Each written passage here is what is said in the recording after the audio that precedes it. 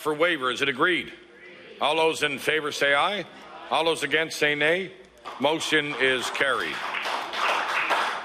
Orders of the day, oral questions put by members to ministers. The time is now 1 o'clock. We will finish at 2 o'clock. The Honourable Leader of the Official Opposition. Thank you, Mr. Speaker. Mr. Speaker, in 2008, the first ever comprehensive needs assessment regarding sexual assault services was submitted to government. 5 years later, we're still waiting for a response. In the past few years, Mr. Speaker, conviction rates have gone down while assaults have gone up. What's most troubling about the last 5 years, Mr. Speaker, government heard from those on the ground and in the front lines about specific action needs to happen and failed to act. So my question to the Premier, will the Premier explain why his government has failed to act on the advice of those on the front lines? Honourable the Premier. Thank you, Mr. Speaker. Well, Mr. Speaker, in fact, we came into government, we received a lot of advice with respect to this. We have, in fact, been dealing with the issue. We have made a number of positive changes over the last number of years. But I'd like to have the Minister give a more detailed answer to the Leader of the Opposition. The Honourable Minister, Public Service Commission. No, sorry. No.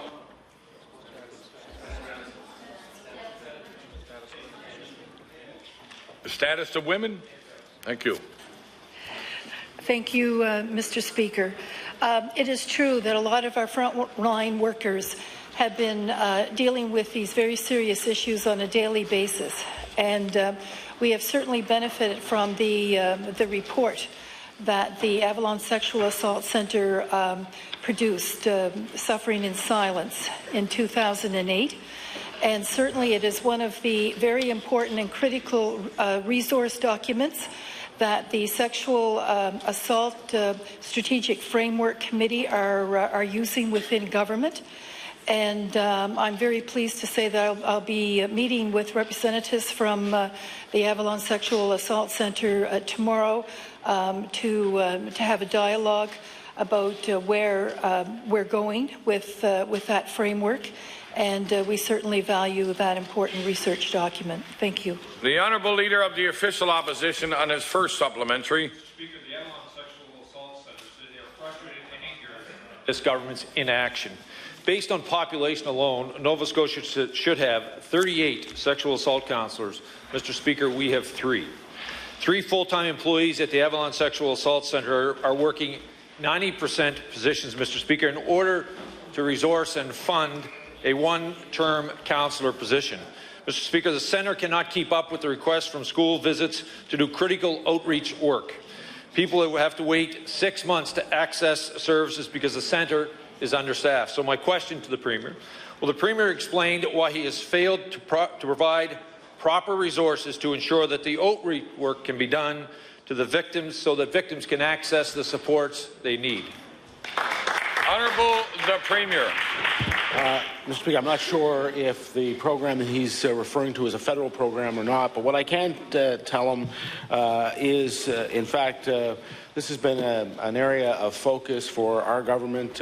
We have been working with community-based organizations now for years, not just the Avalon Sexual Assault Centre, but in fact to women's community organizations that have been focusing on the needs of women in communities from one end of the province to the other. We put in place, for example, the first increase in funding to women's centres, to transition houses in more than a decade.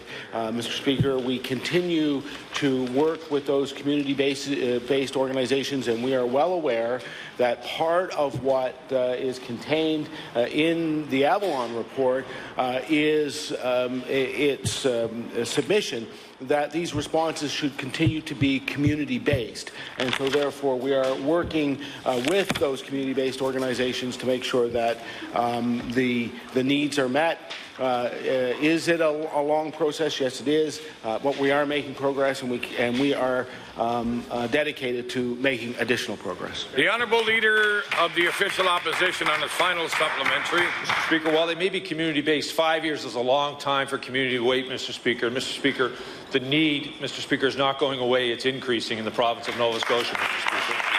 Mr. Speaker, in 2011-2012, the Avalon Sexual Assault Nurse Examiner Program attended to 119 immediate sexual assaults. 63% of them were females between the ages of 13 and 25. This government knows the need. They have known since 2008. The longer this government fails to take action, the worse the problem is going to get, Mr. Speaker. So my question to the Premier: when will the Premier provide appropriate resources and take action as outlined by the frontline workers 5 years ago? Honourable the Premier.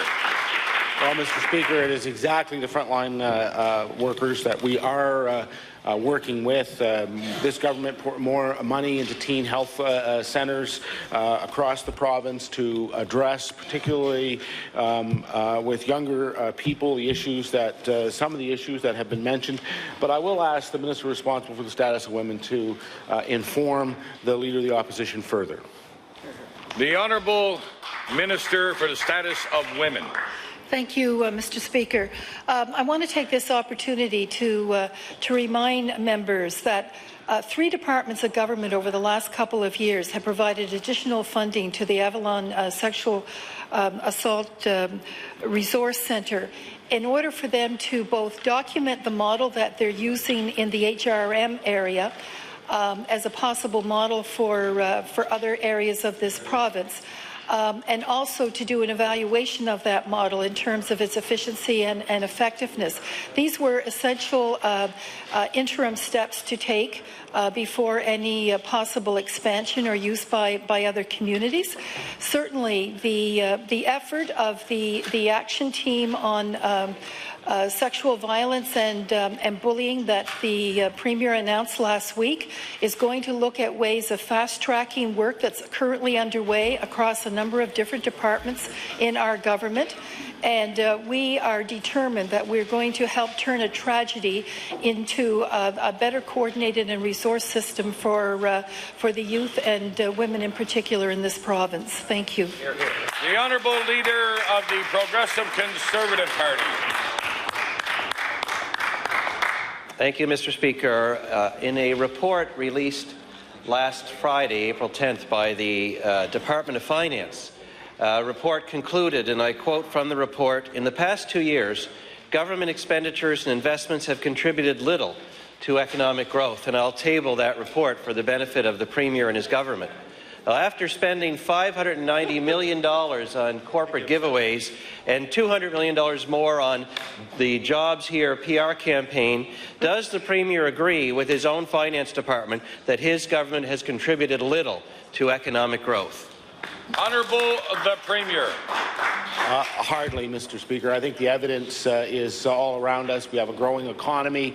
We have invested in the largest single contract in the history of our province, some 11,500 jobs. We have solidified the foundation for economic growth. Almost every rating agency in the country says that Nova Scotia now is moving up in terms of overall economic growth. This, Mr. Speaker, has been a government of success with respect to economic development and growth. The Honourable Leader of the Progressive Conservative Party on his first supplementary. Well, Mr. Speaker, I wish the Premier did base his answers on the evidence, because the evidence is that the unemployment rate in Nova Scotia today is 9.5%, that 47,600 Nova Scotians are without a job today, Mr. Speaker. In some parts of the province, like Cape Breton, it is 18.5% or higher. This is after spending $590 million on forgivable loans and other corporate giveaways, $200 million on Jobs Here, and the Premier has actually lost jobs for all of that effort. So I will ask the Premier, since he disagrees with his own Finance Department's report, which says his government has had little to contribute to jobs and the economy in the province, who was right, his own Department of Finance or the Premier? Honourable the Premier. Well, Mr. Speaker, as often is the case, this is a distortion of what the document actually says. I know that comes as a great surprise. In fact, the document actually says that government expenditure is often a great contributor to economic growth. But that's beside the point, because it's not just about government expenditure. It's not just about government spending money. It's about government investing money that makes a return for the province. Returns in two ways. One, a return in tax revenue that comes back in the province, and secondly, an investment that yields new jobs for the province of Nova Scotia. And that's what this government is doing. And whether it is with the Irving shipbuilding contract, or whether it's saving 1,000 jobs in the Strait area, or seeing 440 new engineering jobs come in, or the Global Delivery Centre for IBM, or making sure that that RIM continues to operate in Nova Scotia. These are investments with teeth. That is an investment in the economic success of our province. The Honourable Leader of the Progressive Conservative Party on his final supplementary. Mr. Speaker, let me tell you something about getting a return on investment. That very same report says that in 2008, the economic growth of the province was 2.5%, the third highest in all of Canada. What do Nova Scotia taxpayers have for this massive investment of borrowed money that the Premier brags about? They now have no economic growth, and we're among the lowest in all of Canada. That is some return on investment for all of that borrowed money. So I will ask the Premier, Mr. Speaker, will he accept the conclusion of his own Department of Finance's report that his strategy for jobs has failed the people of Nova Scotia despite all that money?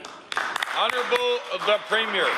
Mr. Speaker, failure would have been not investing in the Irving contract and allowing 11,500 jobs to go to Quebec or British Columbia.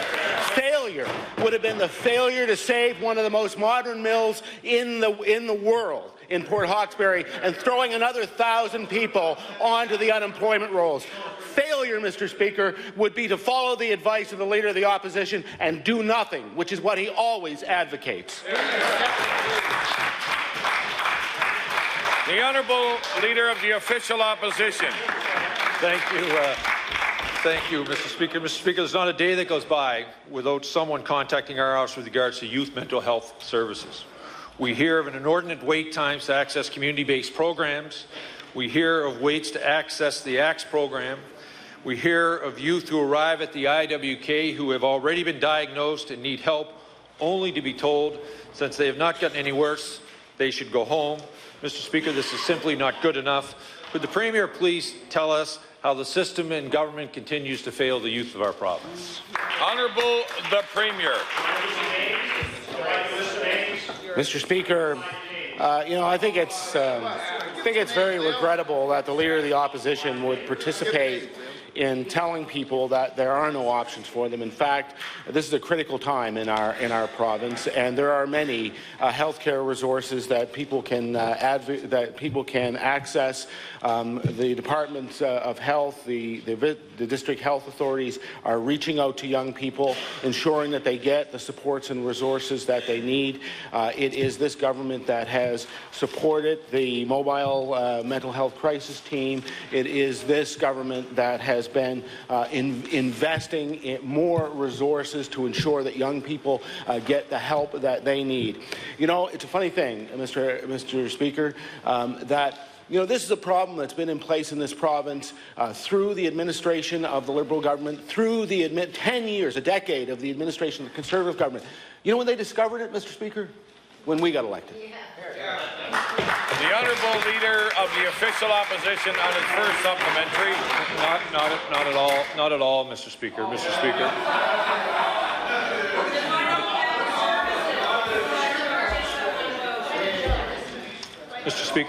Mr. Speaker, I don't know what they find amusing about the fact, Mr. Speaker.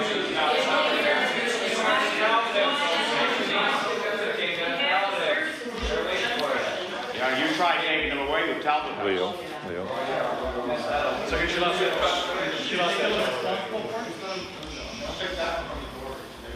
The Honourable Leader of the Official Opposition on his first supplementary.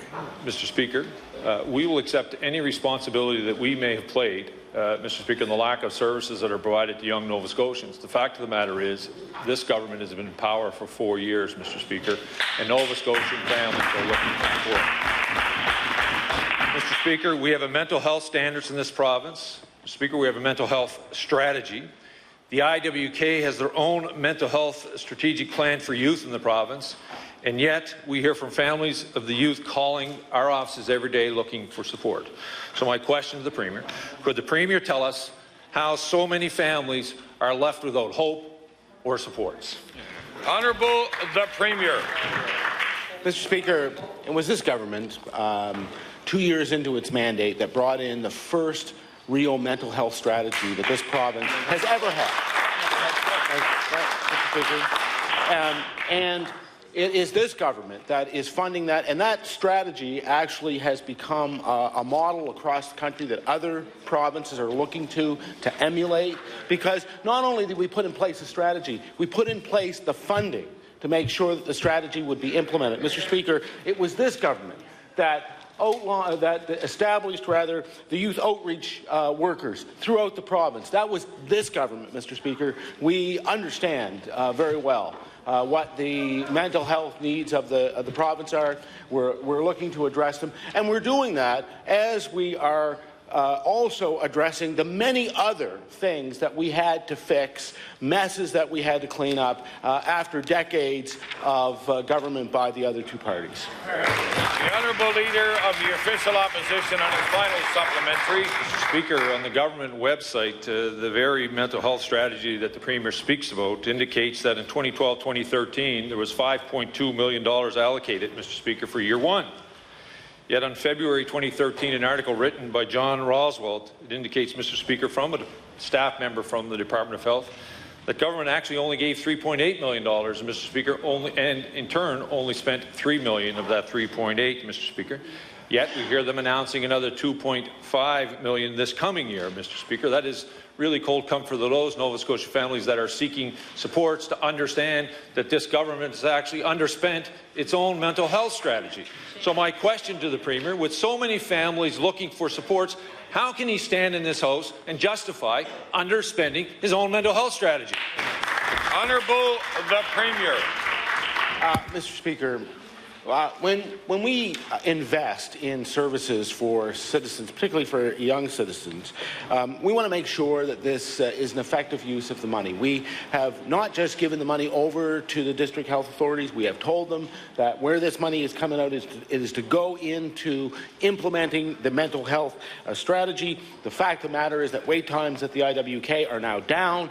The reality is that we have funded a forensic center for youth at Waterville, Mr. Speaker. We have given $146,000 in consumer-led grants, Mr. Speaker. Given $1 million in new community grants. Expanded the Strongest Families program, Mr. Speaker. We are actually implementing a mental health strategy, something that when the Liberals were in power, they never gave a thought to. The honourable member for Richmond. Mr. Speaker. In Nova Scotia, the proportion of sexual assaults that resulted in charges being laid declined from 56% to 30%. At 30%, Nova Scotia had the lowest proportion of sexual assaults that resulted in the laying of a charge in all of Canada. Since that time, the stats have not improved enough, and another variable for sexual assault has entered the picture: the expansion of social media and mobile phones. Mr. Speaker, with the lowest proportion of sexual assaults resulting in charges in the country, and with the challenges posed by the internet and mobile phones, what resources has the Minister of Justice provided police in Nova Scotia to address this pressing issue? The Honourable Minister of Justice. Thank you. Thank the member for that question. The issue of violence in our society is something that we can't accept or tolerate in any form. And the Department of Justice takes this matter very seriously, and we're working very diligently with a variety of partners and interests to address this issue, which is a very complex matter and affects the province in many different levels. And so we have a number of initiatives going forward across the province. The honourable member for Richmond on his first supplementary. Mr. Speaker, I asked the Minister for specific initiatives provided to police, and obviously from that answer we haven't heard of any. Mr. Speaker, young women and girls are at the highest risk for sexual assault. Young people are also highly active on social media, internet and mobile applications. 44% of those who experience sexual assault are between the ages of 15 and 24, and 24% between the ages of 25 and 34. Speaker, this is the same group which is the most active on the internet. So again, my question is, what training specific to internet crime is the Minister of Justice ensuring our police have in Nova Scotia? The Honourable Minister of Justice. Thank you, Mr. Speaker. That question, the police services across Nova Scotia are adequately funded, and they have their budgets, and they set their priorities on training. And I know that from my previous life that's an issue that's continual in the training and bringing the young officers into the current investigative standards. There's mentoring processes within the policing universe, and at any time that the police come forward with any request to look at how to improve those services, our office is always open to listen and to support and to provide that collaboration. The Honourable Member for Richmond on his final supplementary. Mr. Speaker, every year the Justice Minister underspends funds budgeted for a contribution to municipal policing. Every year the Justice Minister substantially underspends the funds budgeted for municipal police training. Speaker, we have the highest rates of sexual assaults combined with the lowest conviction rates. Often the damage done by sexual assault continues through harassment over the internet and well after the initial crime. Police need the proper resources to have an online presence to combat internet crime. Mr. Speaker, instead of viewing these funds as a line item to cut, will the Minister of Justice ensure that our police forces receive proper funding and training this year when it comes to internet crime? The Honourable the Minister of Justice. Thank you, Mr. Speaker. Thank you for that question. I want to assure the member that the police management has adequate budgets and funding to do their training. They set their priorities. They usually set it a year or so in advance and then lay that out. There's also continuing education within the policing community for officers to take additional academic training, which we support in many different forms. So I'm very confident that there's sufficient funding there, but should there be an identity where there's a gap or a deficiency, I'd be more than glad to look at that. The Honourable Leader of the Progressive Conservative Party. Thank you, Mr. Speaker. In a recent Cape Breton Post editorial board meeting, about Muskrat Falls, the Premier said, and I quote, "People, I think, may think that it has to do with the UARB hearing, but that project is going ahead, and the only question is how that's going to happen," and I'll table that quote for the Premier's benefit. The problem is, Mr. Speaker, the Premier doesn't know how much the project will cost when it gets to our homes and businesses, and all Nova Scotians have said they can't afford to pay more and more for power. So I will ask the question, in light of his comments to the Cape Breton Post, will he now admit that he made up his mind long ago that that project is going ahead, regardless of how much it costs Nova Scotians? Honourable the Premier. Mr. Speaker, the reality is that this project is going ahead. And it has been committed to by the partners. It is one that is not only, and this is one of the major problems for the leader of the Conservative Party, it is not just about electricity rates. It is going to deliver, every report on it has said the same thing, stable long-term rates, in fact, account for a minor, very minor increase in the first few years, and then actually a decline in the cost that's going to be beneficial to people of Nova Scotia. But it is also about building a regional energy network. It is about ensuring that we, for generations, have access to a competitive market outside of Nova Scotia. It is about ensuring that the hundreds and thousands of jobs that will come along as a result of the Muskrat Falls accrue to the benefit of the province of Nova Scotia. That is what it's about. The Honourable Leader of the Progressive Conservative Party on his first supplementary. Mr. Speaker, the Premier says that that project has been committed to by its partners, but what he forgets is that he too, as the Leader of the government, is a partner, not there to represent the shareholders of Emera, not there to represent all the corporate interests. He's supposed to be there as a partner to represent all the people of Nova Scotia that ultimately pay the bills, and he made his mind up a long time ago that that project would go ahead. He just said it again here this afternoon, regardless of how much it costs when it gets to our homes. Mr. Speaker. He took away the UARB's ability to set their own timeline for the review. He refuses to allow it to be compared to every other option that could be explored to the benefit of the people of Nova Scotia. He even allowed Emera to begin work on the project by commissioning it before the review has even happened, Mr. Speaker. So I will ask the Premier, why does he continue to stand as a partner with Emera instead of stand up for the people of Nova Scotia that ultimately have to pay the bill? Honourable the Premier. Mr. Speaker, the Leader of the Conservative Party is right at about, I guess, 1% of that, which is that I'm here to represent the people of Nova Scotia, and that is exactly what I'm doing.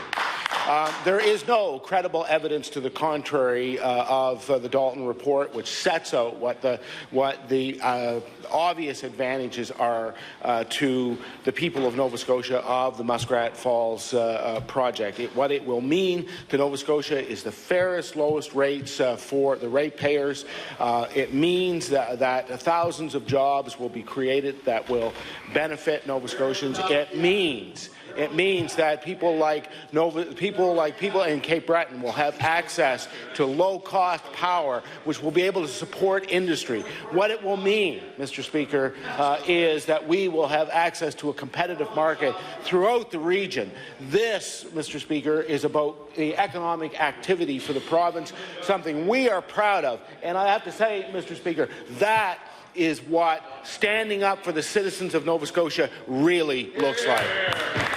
The Honourable Leader of the Official Opposition on his final supplementary. Mr. Speaker, as long as our power rates go up and up and up, there is plenty of credible evidence that the Premier is not standing up for the people of Nova Scotia that pay those bills. His policy for 3 years has forced up power rates by over 30%.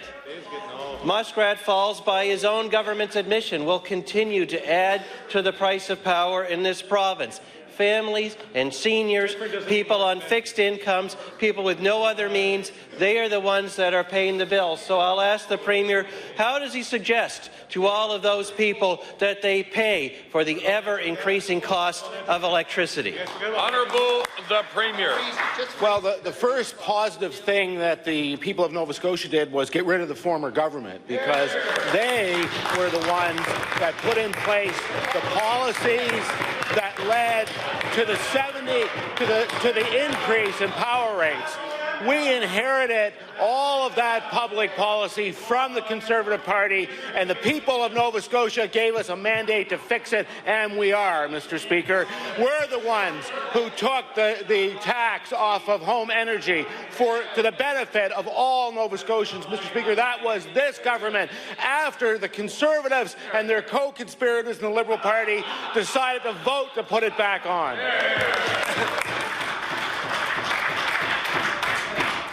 The Honourable Member for Colchester North. Thank you, Mr. Speaker. Mr. Speaker, the cyberbullying task force appointed by the Minister of Education presented their report to the Minister in February of 2012 after 9 months of deliberation and hard work. The task force had recommendations that allow for both immediate and long-term planning. One of those recommendations spoke directly to the criminal code. So my question to the Minister is this: why did the Minister not address and respond positively to that recommendation when she received the report last February? The Honourable Minister of Education and Early Childhood Development. Thank you very much, Mr. Speaker, and I am pleased to ask the lead of the committee on our response to the cyberbullying task force, the Minister responsible for the status of women. The Honourable Minister for the Status of Women. Thank you, Mr. Speaker. As members in this chamber may be aware, a certain number of the recommendations from the task force were adopted. Others are in development and under review. I had the pleasure of meeting with the former chair of that task force just yesterday, had an opportunity to get further information on some of the priority areas, and certainly value Professor McKay's input. And I'm You may be aware that the Minister of Justice is travelling next week to Ottawa to meet with his federal colleagues, and certainly this issue will be on the agenda. But there's certainly many of the laws and regulations regarding the internet and cyberbullying rest with the federal government, and we certainly want to work in partnership. There's strong interest on both sides in moving forward on any improvements that there needs to be in legislation. Thank you. The honourable member for Colchester North on her first supplementary. Thank you, Mr. Speaker. And I guess what most of us assumed, we now know that file has been taken from the minister due to her incompetence. Mr. Speaker, my question to the Minister of Education. Recommendation number 44 states, and I quote, "It is recommended that the Provincial Minister of Justice make representation to the Federal Minister of Justice about evaluating the effectiveness of current criminal code provisions in responding to bullying and cyberbullying and exploring the pros and cons of a distinct crime of bullying and cyberbullying." End of quote. The minister has missed many opportunities to respond. This would be the Minister of Education who had that file. The minister had an opportunity with Bill 30, which she introduced in April of 2012. She had another opportunity with Bill 102, which she introduced in October of 2012, and both bills were silent on recommendation number 44.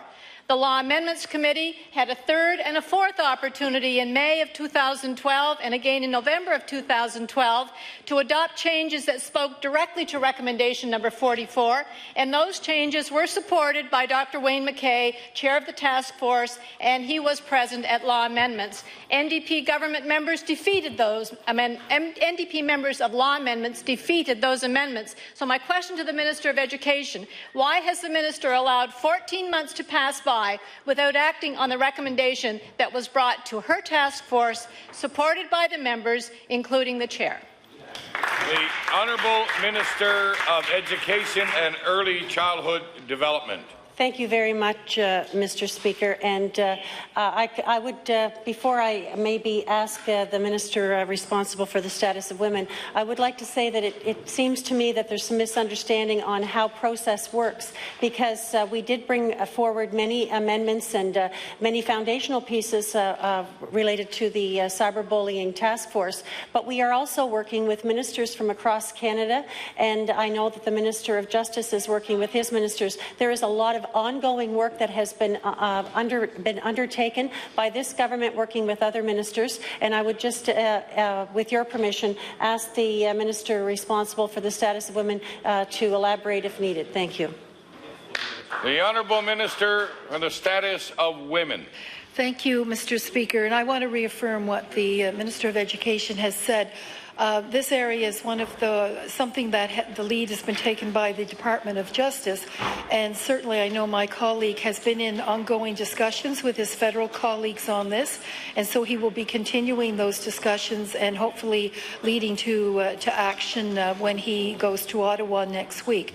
But you have to be aware that some of the recommendations in the task force report actually apply to other other departments of government besides education. And so this has been a cross-department initiative in terms of following up and doing the necessary research and preparation to move forward on more of the recommendations. Thank you, Mr. Speaker. The honourable member for Colchester North on her final supplementary. Thank you, Mr. Speaker. Mr. Speaker, 14 months, 2 NDP bills, and under extreme public pressure, the Minister of Justice now has contacted his federal counterpart to schedule a meeting. And this, Mr. Speaker, is to discuss Recommendation 44, which could have been part of Bill 30, it could have been part of Bill 102, it could have been part of the amendments. But the current Minister of Education turned a blind eye to what she should have been doing. So, Mr. Speaker, my question to the Minister of Education is this. Will the Minister of Education now acknowledge that she has failed her own task force, she has failed its members, she has failed the students of this province, and she has failed to show leadership on a file that's now been taken away? The Honourable Minister of Education and Early Childhood Development. Thank you very much, Mr. Speaker. Bullying and cyberbullying are very complex and heartbreaking situations. This is the government that stepped forward to meet this head-on by naming the task force on cyberbullying, and we have put many things in place. We have an action plan. This is a very complex situation. We are working through, and you know, Mr. Speaker, this government is going to do everything it possibly can to stop this insidious situation of bullying and cyberbullying, unlike the member opposite when she was the minister that ignored it. The honourable member for Cape Breton North. Thank you, Mr. Speaker. Mr. Speaker, yesterday the Minister of Education told CBC that she's received positive reviews on a request for school boards across the province to put brakes on any plans to close school boards or to debate their futures. And I'll table that, Mr. Speaker.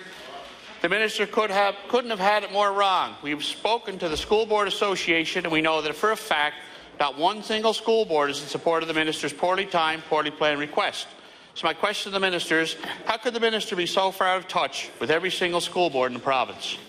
The Honourable Minister of Education and Early Childhood Development. Thank you very much, Mr. Speaker. And I have just had a meeting with every single school board in the province over the last number of weeks, and I don't know how to respond to this comment that I'm out of touch with the school boards, because even as of noon today, I was speaking with the school board chair, and I'm speaking with 4 of them over the last week. And the chairs that I'm speaking are very positive about putting a halt to the review process to find a better way forward. Thank you. The honourable member for Cape Breton North on his first supplementary. Thank you, Mr. Speaker.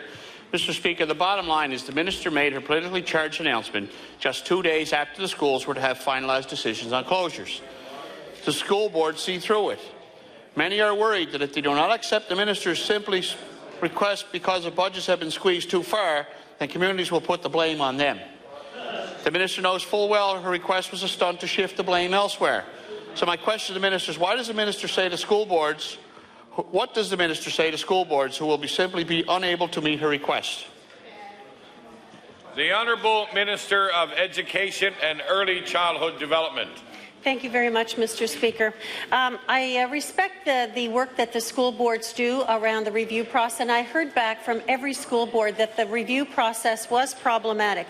I will have continued dialogue with our school boards, and I look forward to, when the House rises, to meeting our school board members, every single one of them, again, because I know that they have suggestions on how we can move forward in a positive way so that school reviews are much more collaborative and holistic instead of being adversarial as they are now. Thank you. The honourable member for Cape Breton North on his final supplementary. Thank you, Mr. Speaker. Mr. Speaker, we know a redrafting of the school review process is needed and welcomed by school boards. This does not mean that they can support the untimely request to freeze future plans. There are 2 problems that are independent of one another. The minister told reporters that schools could find money elsewhere to keep the schools open this year. She cited emergency repair money and the increases to per student funding. So my question to the minister is, does the minister expect the school boards to use funding for student classroom education to meet her impossible request? The Honourable Minister of Education and Early Childhood Development. Thank you very much, Mr. Speaker. My request is, I've asked for a suspension of the school review process, which other governments have asked in the past. This is a process that we've inherited over the last number of years from the 1990s, when the review process was put in place by the Liberals and has continued on through the Conservative government. We are asking at this time to have another look at this, using all of our government departments that have a vested interest in providing appropriate and strong education for our children. This process we're looking forward to is working with our school boards, with the UNSM, with Transportation and Infrastructure Renewal, with Community Services, anyone that has a vested interest in our students. We want to have another model that is going to meet the needs of our rural communities and making sure that the school does remain at the heart of the community. Thank you. The honourable member for Dartmouth East. Thank you, Mr. Speaker. My question is for the Minister of the Environment. With the results of the hydraulic fracking review still quite some time away, Nova Scotians are increasingly concerned about the amount of fracking wastewater that has been discharged into sewer systems in our province. The Minister, as a former municipal politician, I'm sure is aware the Municipal Government Act prohibits the discharge of harmful and radioactive substances into municipal sewer systems that exceed limits set by the municipality, or substances which require special treatment beyond dilution to make them less hazardous. And I'll table that part of the Act.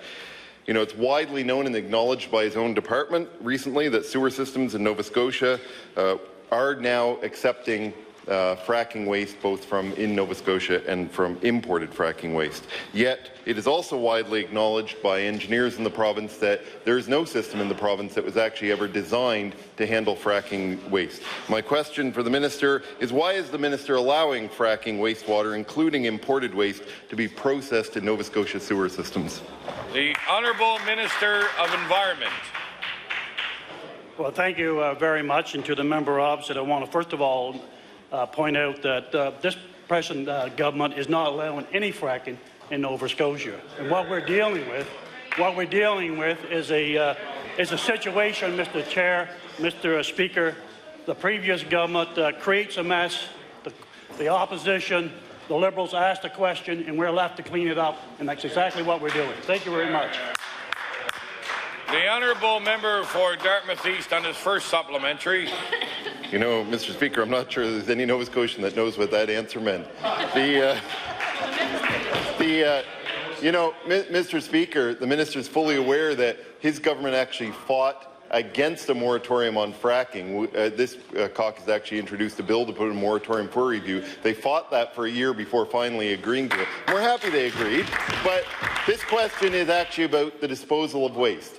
This minister is allowing fracking waste from New Brunswick to be imported into Nova Scotia and disposed of here. He's allowing fracking waste from fracking sites that were permitted by the previous Tory government to be disposed of here without proper testing. Mr. Speaker, his department refuses to release the testing protocol or the results of those tests. So, Mr. Speaker, will the minister today table a comprehensive list of everything the fracking wastewater is being tested for before and after processing, and will he release the results of those tests of all the fracking waste processed in the province? The Honourable Minister of Environment. I want to thank you to the member opposite for raising the question. Again, this is certainly a serious issue that we're dealing with, and I want to point out again, this is a leftover situation from the previous government, and we have introduced a study on fracking, which is going out and reviewing other jurisdictions, Mr. Speaker, and that study will be complete in 2014. We take this issue very seriously, and the situation that the member opposite is talking about is something that we're very deeply concerned about. But I can assure you that they pose a very low risk to the Nova Scotians, and the company that you're talking about has been reduced to the levels of the norms, and it's below the federal regulations. So we're actually monitoring this particular situation. We have introduced a study regarding fracking, and I have visited different communities that's taken this very seriously, and we're doing the right thing. Unlike the members opposite that can raise the questions, the other parties, the oppositions, introduce the situations, and we're here taking this very seriously, and we're going to clean up the opposition's mess. Thank you very much for the question. The Honourable Member for Dartmouth East on his final supplementary. You know, Mr. Speaker, the minister has one talking point, that's for sure, and it's not even it doesn't even apply to this situation. The fact is, we're talking about imported fracking waste, which has only ever been permitted in this province under this minister. Only ever been permitted under this minister. So, in the disposal of sewer systems in Nova Scotia, and all we're asking is for that minister to release the testing protocol, which his department refuses to do, and to release the results of those tests. You know, if he's got nothing to hide, he should agree now to release the testing protocol and the results of those tests. And Mr. Speaker, maybe the minister would like to answer why he won't halt the importation of fracking waste into this province. The Honourable Minister of Environment. Again, I want to thank you again, Mr. Speaker, to the member opposite, and I assure you, again, I want to echo that this particular situation has been set in settling ponds in Nova Scotia since 2008. We are dealing with an issue that the previous government has failed to recognize. That's why we introduced a review on fracking. We understand the concerns of the communities and residents across Nova Scotia, and just for in a very short 1,500 days, this department, this government has what we've done. We've been recognized in the Copenhagen on the environment. We've been recognized by the David Suzuki Foundation. We have been recognized by the hunters and anglers across Nova Scotia for our environmental work. And guess what, Mr. Speaker? The fishermen that I represent recognize our environment protection on Georges Bank, what the previous governments over there failed to do in 30 years. Have a nice day. The honourable member for Victoria the Lakes. Thank you, Mr. Speaker. Mr. Speaker, last week I asked the Minister of Education and Early Childhood Development for a third time if there were any plans to change the funding model for private and not-profit daycare centres in the province. And, Mr. Speaker, the Minister refused to answer my question, so I'll try once more in the simplest of forms. My question through you to the Minister, are there plans to change the funding model for child care centres in this province, yes or no? The Honourable Minister of Education and Early Childhood Development. Thank you very much, Mr. Speaker, and I will answer the question again, and I will be very clear that we are forming a partnership with the sector as we move forward through the issues of affordability, accessibility, wages and working conditions. Thank you. The honourable member for Victoria the Lakes on his first supplementary. Thank you, Mr. Speaker. Mr. Speaker, it was during a press conference the Minister of Community Services held with CUPE in December of 2011 that kick-started the rumours and the flip-flopping on plans for funding child care centres. Today we see a letter to the editor in the Cape Breton Post submitted by CUPE President Danny Kavanagh, applauding the Minister and saying her future announcements on regulated child care and wages was encouraging. And I'll table that, Mr. Speaker. Well, it looks, Mr. Speaker, like the cat is out of the bag. So my question to you, to the Minister, is what changes is her department planning to make with regard to funding regulated child care centres? The Honourable Minister of Education and Early Childhood Development. Thank you very much, Mr. Speaker, and I will answer this again. We are forming a partnership to work together to work through the issues of accessibility, affordability and wages. Thank you. The honourable member for Victoria the Lakes on his final supplementary. Private business owners better start. You know, Mr. Speaker, the hints are impossible to ignore. This NDP government has flip-flopped 9 times on this issue of childcare funding, and they've shown an absolute disregard for the families and childcare operators who've been left in the dark and patiently waiting an answer. People can't wait any longer, Mr. Speaker. So will the Minister please be upfront and table her department's plans for the future of regulated childcare in this province? The Honourable Minister of Education and Early Childhood Development. Thank you very much, Mr. Speaker. And I have to say that all across Nova Scotia, people are recognizing that we are going to be looking at our early years much differently. We're having a philosophical shift on how we take care of our youngest from birth up to the time that they go to school. And we have launched our approach. We are going to be integrating our programs and services within the department. Is now Department of Early Childhood Development. We're establishing 3 early years centres, and we are developing a comprehensive 18-month and 36-month visit. And as I said, and I will repeat, we're going to be forming a partnership with the sector as we move forward through accessibility, affordability, and wages. Thank you. The honourable member for Halifax Clayton Park. Thank you. Mr. Speaker, my question is for the Minister of Finance. Mr. Speaker, when the NDP government spent $30,000 to try and shut down UVint and Brew operators back in January, the people of Nova Scotia spoke up. This was an attack on small business and an unnecessary encroachment on business which supports Nova Scotians who enjoy the hobby of brewing their own wine and beer.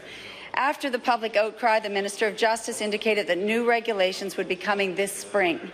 My question for the Minister is, Mr. Speaker, we are now fully into the spring session of the legislature, and so I would ask the Minister responsible, the Minister of Finance, when can Nova Scotians expect legislation which will allow UVint and UBrew operations in Nova Scotia? The Honourable Minister of Finance. Thank you very much, Mr. Speaker, and I thank the member for the question.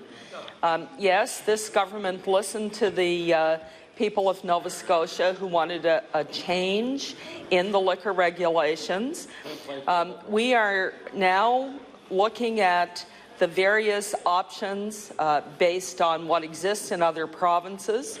Subsequent to the gathering of that information, there will be a consultation. The consultation will give the industry and the public an opportunity for input, and from that we will see regulations brought forward, Mr. Speaker. The Honourable Member for Halifax-Clayton Park on her first supplementary. Thank you. Mr. Speaker, if the NDP is confused over the issue or can't find the time to draft the legislation, they need look no further than the order paper that has 2 Liberal bills which would address your problem. Mr. Speaker, after initially giving exceptional powers to the NSLC to crack down on these small businesses in Nova Scotia, the NDP have now put a hold on further injunctions. That's good news. But, Mr. Speaker, the people in this business don't have anything in writing that would show that, would support that. And so, Mr. Speaker, I would ask the Minister, since she's already gone through some of the steps she intends to take, I'd like to ask her why she is not keeping to the promise of bringing in legislation this spring. The Honourable Minister of Finance. Thank you very much, Mr. Speaker. And I made no commitment to bring legislation or regulations to this legislature in the spring. What I did make a commitment to is to gather information from other jurisdictions and do a consultation. The regulations that we will bring forward, Mr. Speaker, will be a made in Nova Scotia solution for this issue, and it requires a certain amount of background work. And staff are now undertaking that work. We do things in a proper way, and we will follow through on this when the work is completed, Mr. Speaker, and not before. The Honourable Member for Halifax-Clayton Park on her final supplementary. Mr. Speaker, this particular piece of legislation is not rocket science. A lot of effort obviously went into coming up with the injunctions. A lot of effort went into the bill you brought here a year ago, that the NDP government brought here a year ago, to give exceptional powers to the NSLC so that they could crack down on these little businesses. So it doesn't require extensive time now. Mr. Speaker, I would hazard a guess that the people in the Department of Finance have a lot of background and experience on this file, and they don't need to go back and take an exorbitant amount of time to renew it or review it again. Mr. Speaker, there is an urgency among the business community to see this resolved, to see legislation in place that makes it clear that they will not be further harassed by the Government of Nova Scotia. And I would ask the Minister if she will please look at this with some urgency and give us some sense today that she's committed to legislation this spring or sooner than she's saying. The Honourable Minister of Finance. Thank you very much, Mr. Speaker. And as I indicated, we will take our time to bring in regulation that is appropriate for the for this particular industry and for the consumer, Mr. Speaker. And I can assure the honourable member that when the consultation is ready, we will inform her and her party so they can participate. Thank you, Mr. Speaker.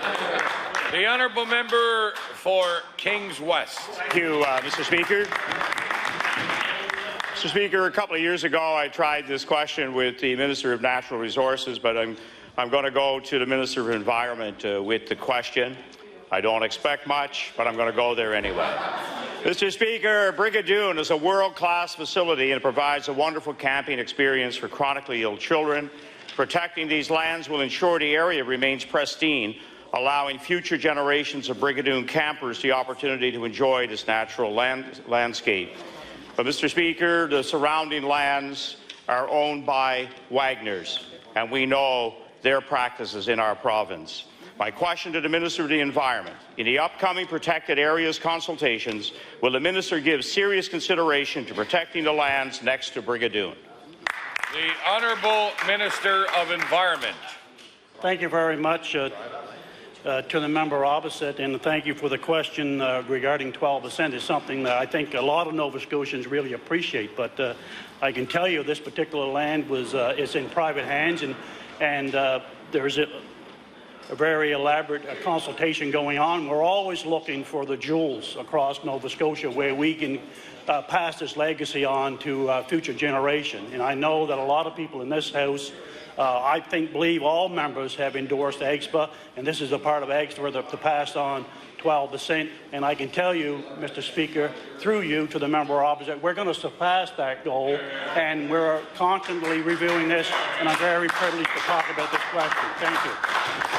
The honourable member for Kings West on his first supplementary. Well, Mr. Speaker, there's never been a more timely opportunity for government to act and consider a buffer zone between Brigadoon and lands nearby that could be harvested. Fancy Cove itself has a number of natural features that give it high ranking for protection, and with the Brigadoon property nearby, it would be a great candidate for protection. Mr. Speaker, will the Minister commit today to making sure the land near Brigadoon is considered for protection? The Honourable Minister of Environment.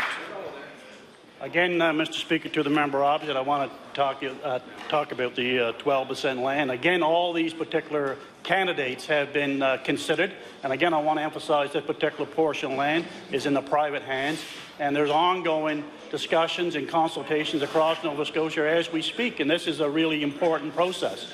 And again, this is a legacy that we can all pass on to our future generations, and this is an important question, but again, I want to emphasize that this is private lands and there's ongoing discussions. Thank you. The honourable member for Kings West on his final supplementary. Well, thank you, Mr. Speaker. I know using the 12% is really, in this case, an easy out. This is a special area around Brigadoon. We want to keep it as a top world-class facility, and the protection of those lands are inherent in keeping it in that state. So my final question to the Minister: how soon will the people associated with Brigadoon and the neighbouring lands know whether the land is being at least considered for protection? The Honourable Minister of Environment.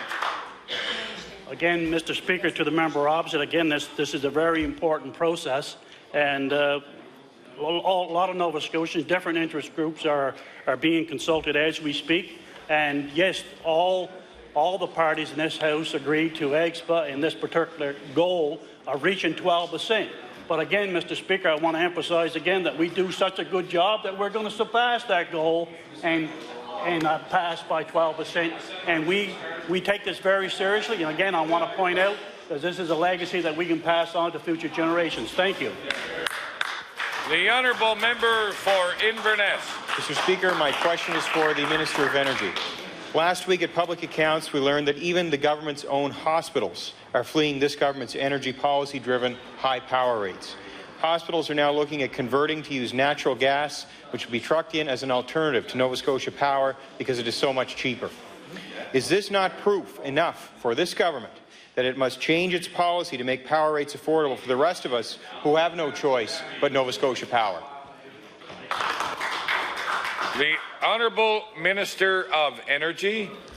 Thank you, Mr. Speaker, and I thank the honourable member for the question. Certainly, we're in a very fortunate position in Nova Scotia that we are diversifying our energy market, and certainly natural gas is an important part of that. As you may know from our estimate discussion yesterday, honourable member, we talked about the natural gas study that's being done. We're really looking at the whole landscape of natural gas in Pictou County on both supply and demand, and pipeline access, and the future potential for natural gas in this province. And you mentioned hospitals. Just last week we announced, of course, the natural gas is being expanded into Pictou County, and the Aberdeen Hospital will be one of the beneficiaries of that project, and as well as local businesses and community colleges and residents in time. So it's a real benefit to Nova Scotia to have natural gas. Thank you. The honourable member for Inverness on his first supplementary. Well, Mr. Speaker, I'm glad that the minister agrees with that, but we want to make sure that he recognizes that the energy policy he's advocating is actually increasing the power rates through Nova Scotia Power. And I want to mention something. This government came to power with the promise that it would make life more affordable for Nova Scotians. But I say, Mr. Speaker, what good is taking 15% off HST off energy rates when power rates have actually gone up 15% above the national average? In fact, Mr. Speaker, power rates have gone up over 40% since this government has taken power. Companies like Michelin, who I might add, Mr. Speaker, don't get rewarded for fancy political statements, but get rewarded for saving money on power bills, they are moving to natural gas because they don't want to pay the power rates of this government either. So my question to this minister, when will this government change its mandate to include energy affordability? Order. The time allotted for oral questions put by members to ministers has expired. I will now recognize the Honourable Government House Leader to call government business. Thank you, Mr. Speaker. I move now that you do not leave the chair and the House resolve itself into committee in the whole House of Supply. The Honourable Member for Yarmouth. Here. This has been a very eventful session of the legislature, and there's been a lot of discussion about a lot of different things. What I found to be particularly interesting about this session, Mr. Speaker, unlike previous sessions, is the focus that the government and in some cases the third party is putting on the Nova Scotia Liberal caucus. I think that's been something that a lot of people are curious about. We have